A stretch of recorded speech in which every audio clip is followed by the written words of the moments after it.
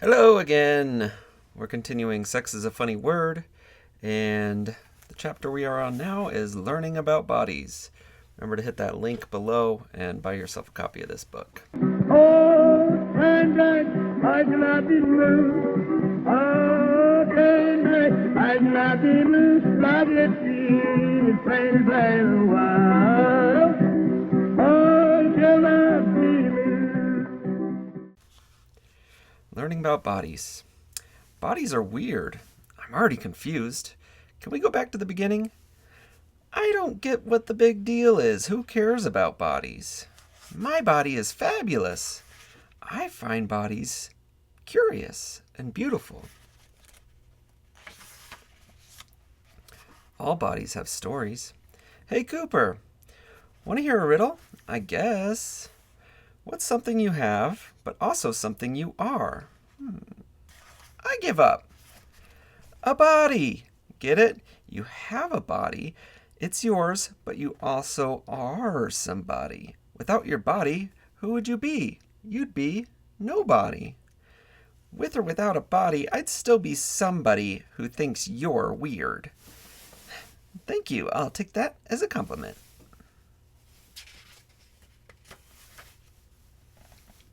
Has anyone ever told you you can't judge a book by its cover?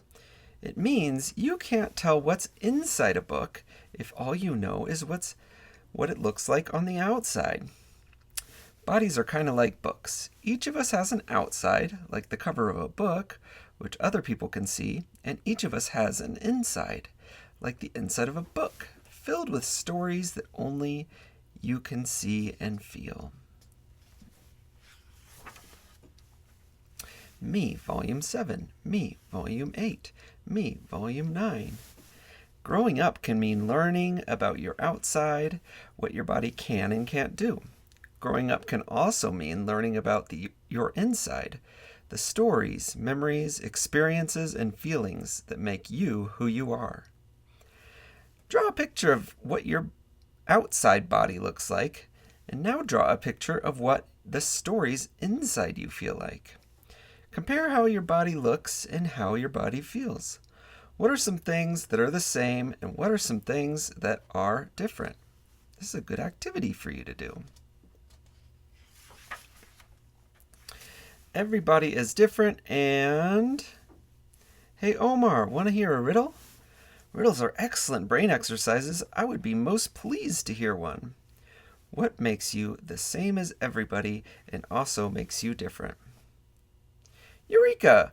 The answer is, in your question, it's my body. Yeah, that's right.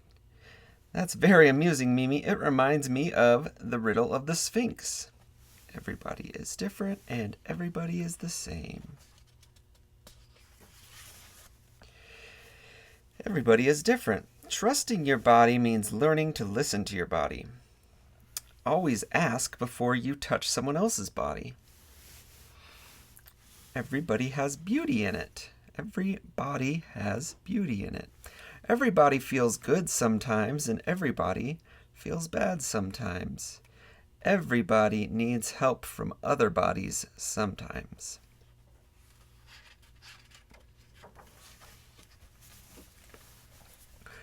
What are some things you can do on your own? What are some things you need help with? What do you know about your body? Are there things that make your body feel good? What makes your body feel bad? Are there times when your body doesn't feel good or bad? What does your body feel like right now? Here's another activity, your growing body. It can be fun to pay attention to how your body grows and changes. Draw a picture of what your body looks like now. Show the parts you like the best. Next, draw a picture of what you imagine your body could look like when you're older. Will some things look different? Will some things look the same? This is me at age 7 with big feet and curly hair. And then this is me at age 25 with long hair and long legs, and I'm a lawyer. How has your body grown and changed since you were a baby? How do you feel about your body growing and changing?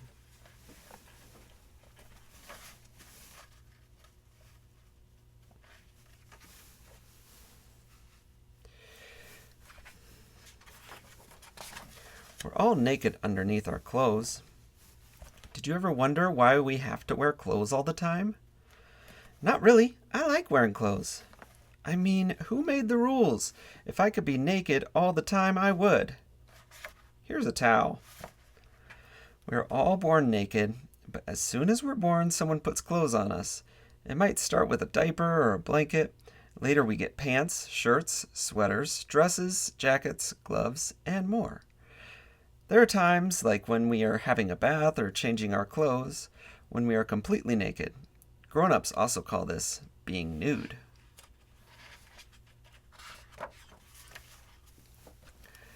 Some people love the feeling of being naked. You can see and touch your body without clothes getting in the way. You can also notice how your body is changing as it grows. Every family and community has its own rules about being naked. Even grown-ups have to follow the rules other people make for them about when it's okay to be naked and when it isn't. No shirt, no shoes, no service at the restaurant. When do you wear clothes and when is it okay to be naked? What are some things you like about being naked? What are some things you don't like about it? Do you like the clothes that you wear? Privacy and private parts. Coops, watch me! Me too! What you reading, Coops? Is that for school, honey? Coops, let me in! Close my eyes. Alone at last. Keeping something private means it's just for you. You might choose to share it with people you trust, but if it is private, it should be your choice. At home, the bathroom might be a private place. It's just you and maybe someone who is there to help you. Most people knock before going into the bathroom because it is a private place, and knocking is a way to respect privacy. Our bodies are private too. There are some parts we show people and other parts we cover with clothes. There are some parts that we choose to let other people touch and other parts that are just for us. Which parts we show and which parts we keep private depends on many things, like our communities and families, how old we are, and who we are sharing with. Some people use the term private parts to describe parts of the body that have to do with sex, because any part of your body can be private. In this book, we don't call them your private parts. We call them your middle parts because they are in the middle part of your body. Just because we choose to keep our middle parts private and covered most of the time doesn't mean they are bad. Our middle parts are beautiful. After all, they are parts of our body. How do different people in your family feel about what should be covered and what can be shown? Is this different in other families you know? Do you have parts of your body you like to hide? Do you have parts you like to show?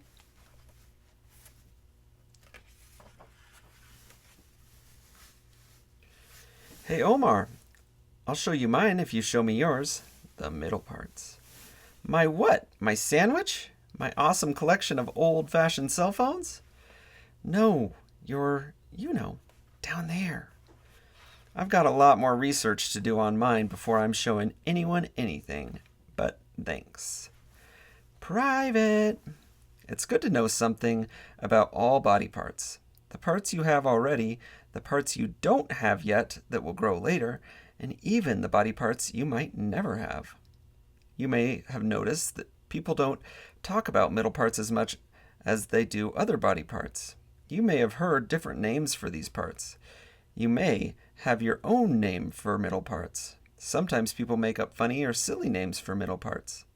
Silly names can be fun, but it's also good to know the names that a teacher, doctor, or nurse would use if they wanted to tell you something or ask a question about your body. Psst, psst, psst, psst.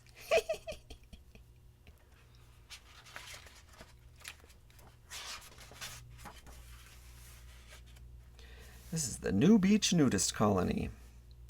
Learning about these body parts might make you want to see them on other people. It's okay to be curious and want to learn, but if someone has part of their body covered, it's probably for a reason. Respecting them means not trying to see something they don't want to show you. But what if you're curious and want to learn? One way to do this is to look in a book with drawings, like this one. On the next few pages, you'll find lots of drawings of middle parts. It's okay to look and ask questions when reading this book. After all, that's what this book is for. Nipples. Most bodies have nipples. Usually a body has 2 nipples. Some bodies have 1 and others can have 3 or more. Nipples come in lots of shapes and sizes and colors. As a body grows and changes, nipples grow and change too. Some nipples are sensitive and some are not. Nipples can feel very good to touch, but if you pinch them, it can hurt. These are kids' nipples, and these are grown-ups' nipples. Breasts. These are kids' breasts, and these are grown-ups' breasts. Some bodies have breasts and some bodies don't. Like nipples, breasts come in lots of shapes, sizes, and colors. No 2 breasts are exactly alike, even on the same body. If a body is going to grow breasts, they usually start to grow during puberty. Puberty is a time when kids' bodies change and grow much faster than usual. Like nipples, some people's breasts are sensitive and can feel good when they are touched. Some grown-ups' breasts can also do an amazing thing. They can produce milk to feed a baby. This is called breast milk. When this happens, the milk is produced in the breast and comes out through the nipple. Bottoms. These are kids' bottoms. And these are grown-ups' bottoms. Every body has a bottom. There are lots of names people use to talk about the bottom. Bum, rear end, behind, butt, which is short for buttocks, and more. Every bottom is a little bit different in size and shape and color. As a body grows, the bottom grows too. Bottoms have 2 cheeks that are soft, and most of the time we sit on them. Between the cheeks, there is a hole or opening where poo, also called feces, comes out. This hole is called the anus.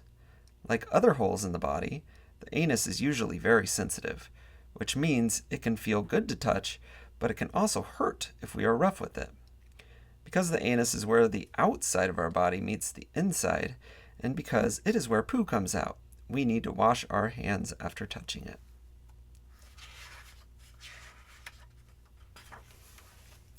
Vulva, clitoris, and vagina.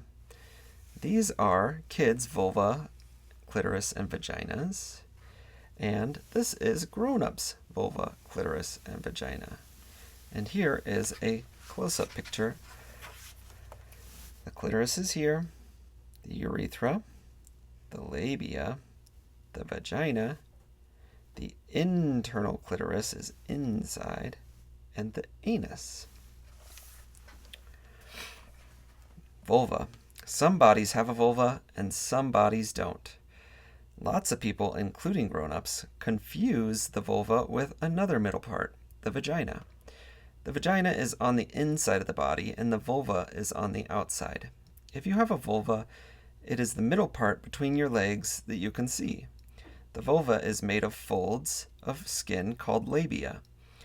There are many folds of skin, but when a body is young, it looks like 2 folds pressed together with a line down the middle. When a body is young, most vulvas look similar. And as a body grows and changes, the vulva grows and changes too. During puberty, it is common for hair to grow around the vulva. Every grown-up vulva will look different. The vulva covers and protects 3 other middle parts. The clitoris is a middle part that is both inside and outside the body. The clitoris can be very sensitive, and touching it can feel warm and tingly. Some clitorises are bigger than others, some are easy to see and feel, and some are not. The smallest part of the clitoris is on the outside of the body, at the top of the vulva, where the 2 sides meet. This part is often hidden under a little hood. But the clitoris is much bigger than that.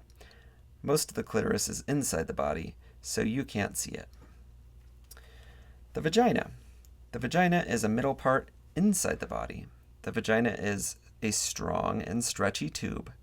There is a hole or opening to the vagina behind the vulva. And the urethra. The urethra is a small tube that has a hole or opening at one end where pee, which is also called urine, comes out. Because the urethra connects the inside of our body to the outside, it's good to wash our hands before and after we touch it.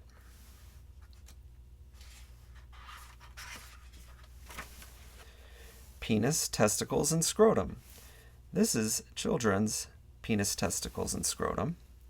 And these are grown-ups' penis, testicles, and scrotums. And here is a close-up picture. This is the penis. The urethra is inside. Foreskin goes over the end. The testicle is inside of here. And this part is called the scrotum that holds the testicle. Penis. Some bodies have a penis and some bodies don't. The penis is a part that sticks out, which makes it easy to see. Sometimes it is soft and sometimes it gets hard. Like nipples, vulvas, and bums, penises come in lots of different sizes, shapes, and colors. As the body grows, the penis will grow too. They grow the most during puberty, when hair will usually begin to grow around them. Like the clitoris, the penis can be very sensitive, and touching it can feel warm and tingly. Inside the penis is a small tube. This is the urethra. The tube has a hole or opening that usually ends at the tip of the penis, where pee, also called urine, comes out. Because the urethra connects the inside of the body to the outside, it's a good idea to wash our hands before and after we touch it. Foreskin. If a baby is born with a penis, there will usually be a layer of skin that covers the end of the penis like a hood. This is called the foreskin. When a body is young, the foreskin may be tight and not move a lot. As a body grows, the foreskin loosens and grows too. It's important not to pull on the foreskin too hard before it loosens on its own. Some families choose to have the foreskin removed, usually soon after a baby is born. This is called circumcision. Just like every vulva looks different, so does every penis. The scrotum and testicles. The scrotum looks kind of like a little bag or sac that is against the body below the penis. The scrotum holds and protects the testicles, which some people call balls. Most bodies with testicles have two of them, but some have one. The testicles are very sensitive and delicate, which is why they are protected inside the scrotum. Even with the scrotum, the testicles can be hurt if they are touched roughly. Erections. Most bodies get erections, but they only happen in certain parts of your body. If your body has a penis, you might have noticed that sometimes it is soft and bendy and sometimes it gets hard and doesn't bend. When it's hard and doesn't bend, that's an erection. If your body has a clitoris, you might have noticed that sometimes it feels soft and sometimes it feels a bit harder or firmer. When it's harder or firmer, that's an erection. Erections can happen when we touch ourselves to feel good, but they also happen at other times, during the night when we are asleep and first thing in the morning when we get up. Erections happen even if we're not doing anything at all. Babies will often get erections when they have to pee. One way to think about erections is that they are just your body's way of exercising on its own. Erections aren't just for bodies. Did you know the word erect just means to make something stand up? When a building is being built, they say they are erecting it. In your family, are there times when it's okay and times when it's not okay to talk about middle parts? Have you heard other names for middle parts? Do you have any more questions about your middle parts? Who has what? Now that you know more about the middle parts, you might be curious about who has which part. After all, we keep these parts covered so you can't tell just by looking at a person. Most boys are born with a penis and scrotum, and most girls are born with a vulva, vagina, and clitoris. But having a penis isn't what makes you a boy, and having a vulva isn't what makes you a girl. The truth is much more interesting than that. And now, the next chapter is Boys, Girls, and All of Us. I'd like to thank you for reading Sex is a Funny Word with me today, and come back for that next chapter. And remember to like and subscribe and order this book for you and a friend in the link in the description below. Keep reading. Oh, Sunday, I cannot be moved. Oh, Sunday, I cannot be moved. Love you, see, it's plain as day.